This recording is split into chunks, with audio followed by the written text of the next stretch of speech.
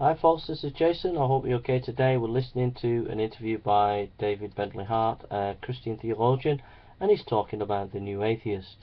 He's talking about. Certainly, I wondered about this part though. Dawkins and Hitchens especially attack the God of the Old Testament as a moral monster.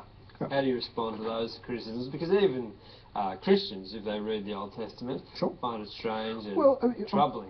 What's the news here? I mean, that's is that Dawkins and Hitchens both hold up these stories, and Dawkins especially. So what? Of course, people take the Bible is supposed to be understood as a moral guide.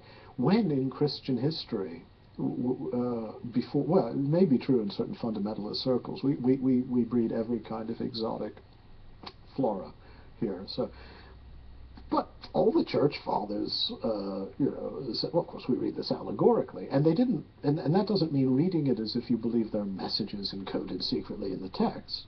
It's just the ancient understanding of it. It serves as a spiritual text to the degree that the mind of Christians read it and allegorize it in relation to the truth that they believed was revealed in Christ.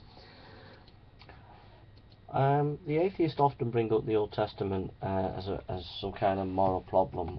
One thing is, if they just believe in evolution and in social norms, then there's no absolute morality. So why did they get on the hobby horse critiquing the Old Testament when there is no absolute morality from their position? The fact that they feel there is an absolute morality points to the fact that there is a God, because where did that absolute morality come from? But when we look at the Old Testament, if we look at the criticism that the atheists bring, if we only just look at the Old Testament in its context, we'll be able to answer their questions. But also, we also look at the Old Testament from a Christ point of view. And as Mr. Hart has said, as we look at it from a Christ point of view, we don't literalize the applications of some of the Levitical laws, for example. So there we are.